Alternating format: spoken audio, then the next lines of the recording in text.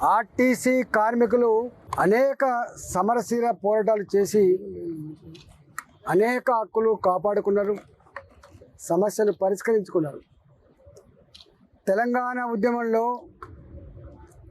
RTC పోషించిన పాత్ర యావత్ తెలంగాణ సమాజం అంతా కూడా ఇప్పటికి మర్చిపోదు. ఆనాడు ఉమ్మడి రాష్ట్రంలో ఆర్టీసీ కార్మికులని ప్రభుత్వ ఉద్యోగులుగా గుర్తించాలని, ప్రభుత్వ ఉద్యోగులుగా వాళ్ళని మార్చాలని చెప్పి ఆనాడు ప్రతిపాదన చేసిండ్రు. కానీ అమలు కాలే. 2023లో ఆనాటి ప్రభుత్వం ఆర్టీసీ కార్మికులని ప్రభుత్వ ఉద్యోగులుగా పరిగణిస్తూ జీవో ఇవ్వడం కూడా జరిగింది. కానీ ఈనాటికి ఈ ప్రభుత్వం వచ్చిన తర్వాత వాళ్ళకు ఒక అపాయింటెడ్ డేట్ పెట్టుకొని, డేట్ ఏర్పాటు చేసుకొని ప్రభుత్వ ఉద్యోగులుగా వాళ్ళ కళ అయితే ఉందో సాకారమైందని చెప్పి భావించారు.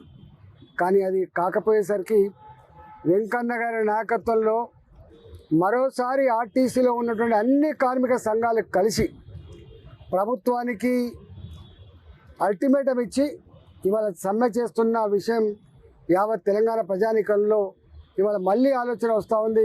అయ్యో, ఆర్టీసీ కార్మికులంతా కూడా ప్రభుత్వ ఉద్యోగులు పరిణించారు కదా, వాళ్ళకు మంచి జీవితాలు, మంచి జీతాలు, ఉద్యోగ భద్రత దొరికింది కదా అని చెప్పి భావిస్తున్న ప్రజానీకానికి మరోసారి ఈ ప్రభుత్వం చేసిన మోసం ఏందో అర్థమవుతూ ఉంది.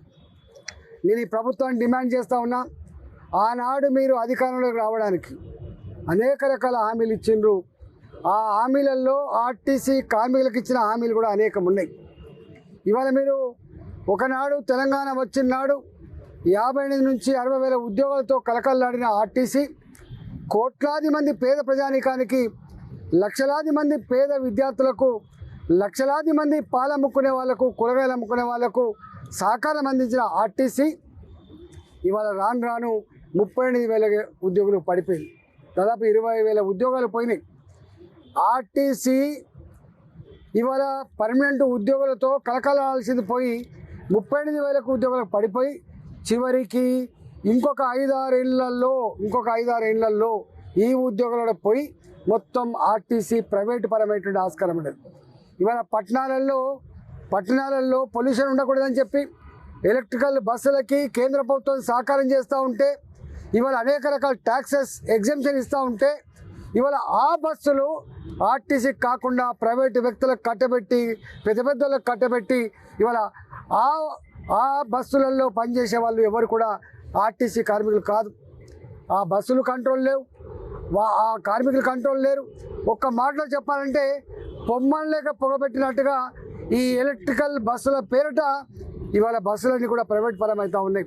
రోజు రోజుకు ఆర్టీసీ సింక్ అయిపోతూ ఉంది. కాబట్టి మొట్టమొదటిగా వాళ్ళకి ఎట్లయితే అపాయింటెడ్ డేట్ ఇచ్చి ఆర్టీసీ కార్మికులు పర్మనెంట్ చేస్తారో, ఆర్టీసీ కార్మికుల సంఖ్య తగ్గకుండా, ఆర్టీసీని ప్రైవేట్ పరం చేయకుండా ఇవాళ ఎలక్ట్రికల్ బస్సులు కూడా ప్రభుత్వం ఇచ్చే సబ్సిడీ ఆర్టీసీ తీసుకొని ఆ బస్సులన్నీ కూడా ఆర్టీసీ నడపాలని చెప్పి కూడా డిమాండ్ చేస్తూ ఉన్నాం.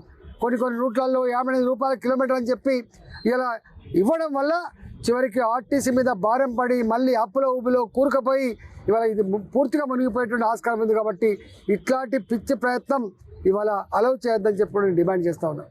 ఇవాళ దాంతోపాటుగా ఆర్టీసీ కార్మికులకు పిఆర్సీ రావాలి. నాకు తెలిసి ఇప్పటికీ 2021లో ఒక పిఆర్సీ ఉండే, ఇవాళ మళ్ళీ ఒక పిఆర్సీ ఉండే.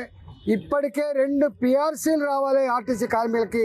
కానీ ఇవాళకి కూడా దాని మీద ఒక మాట కానీ ఇక కనీసం చర్చ జరిపిన పాపాన పోలేదు. కాబట్టి ఇక పేన మీద నుంచి పొయ్యిల పడ్డట్టుగా ఆర్టీసీ కార్మికులు భావిస్తూ ఉన్న ఈ సందర్భంలో కాంగ్రెస్ ప్రభుత్వం అనేక రకాల మాటలు చెప్పి అధికారంకి వచ్చింది. కాబట్టి ఆర్టీసీ కార్మికులు చేస్తున్న సమ్మె వాళ్ళ డిమాండ్ల మీద జేఏసీని పిలిపించుకొని వెంటనే ఈ సమస్య పరిష్కారం చేయాలని చెప్పి డిమాండ్ చేస్తూ ఉన్నా.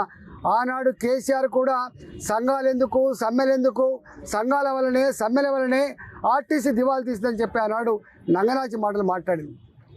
కానీ వాళ్ళ ఆనాడు ఇదే కాంగ్రెస్ పార్టీ అన్యాయం అని చెప్పింది. ఆనాడు కార్మికులు అనేక మంది గుండె పలిగి చనిపోయిన సందర్భం చూసినాం. రాజిరెడ్డి లాంటి వ్యక్తి కిరోసిన్ పెట్రోల్ పోసుకొని మంటల్లో మాడిపోయిన సందర్భం చూసినాం. శ్రీనివాసరెడ్డి గారు ఇట్లా ఆనాడు ఆర్టీసీ కార్మికులు వాళ్ళ మొత్తం జీవితాన్ని పనంగా పెట్టి సమ్మె చేస్తే సాధించుకున్నటువంటి ఇవాళ ఈ హక్కుల్ని ఈ ప్రభుత్వం నీరుగార్చే ప్రయత్నం చేస్తూ ఉంది. ఇది మంచిది కాదు. నేను మళ్ళీ డిమాండ్ చేస్తూ ఉన్నా, ఆర్టీసీతో పెట్టుకున్న కేసీఆర్కి ఏమైందో మీకు తెలుసు. ఇవాళ ఆర్టీసీతో గోక్కున్నాడు ఎవరు బాగుపడరు.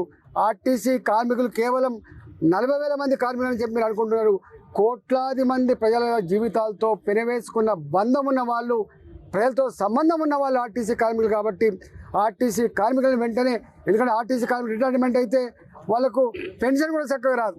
ఉద్యోగం ఉన్నంతసేపే వాళ్ళ జీవితాలు తప్ప పెన్షన్ కూడా చక్కగా లేదు. కాబట్టి ఆర్టీసీ కార్మికులు చేస్తున్న సమ్మె జేఏసీ నాయకత్వంలో వాళ్ళు ఏ డిమాండ్ అయితే పెట్టిండో తక్షణమే జేఏసీ నాయకులను పిలిపించుకొని ఈ సమస్యలను వెంటనే పరిష్కరించాలని చెప్పి నేను డిమాండ్ చేస్తా ఉన్నాను.